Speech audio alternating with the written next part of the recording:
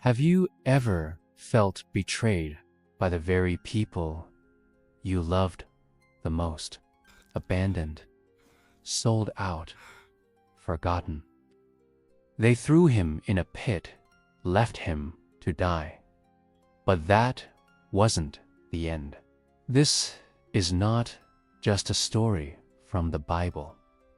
This is the story of how pain became purpose, of how one man went from prisoner to prime minister.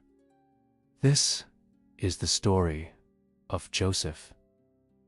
And it might just be your story too. You never saw it coming. One moment, you were wearing the coat your father gave you, full of color, full of promise. The next, you were stripped of everything, thrown into a pit by those you called family.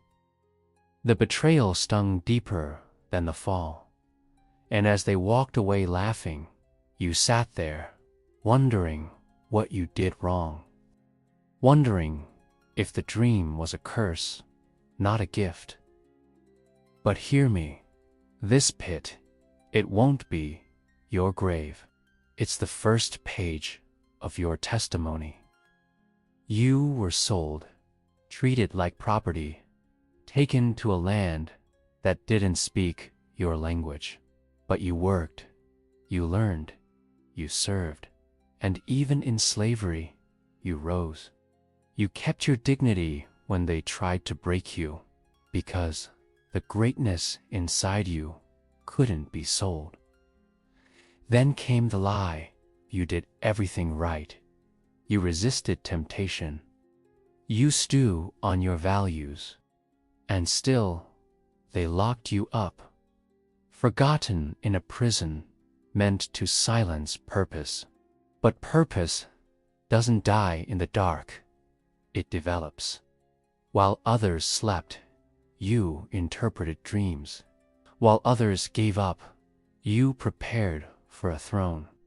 You didn't see it yet, but heaven was positioning you for power, for influence, for restoration. Years passed, and then the call came. Pharaoh had a dream, and the same gift that got you thrown away brought you into the palace. No crown, no army, no bloodline, just your God-given wisdom and the fire that never died. In one conversation, you went from prisoner to prime minister, from overlooked to over nations. But power didn't change your heart. It humbled it. Because you remembered the pit. You remembered the faces of your brothers. The ones who wounded you. The ones who started your story in suffering. And when they stood before you, famine struck, desperate, terrified, you had every right to break them.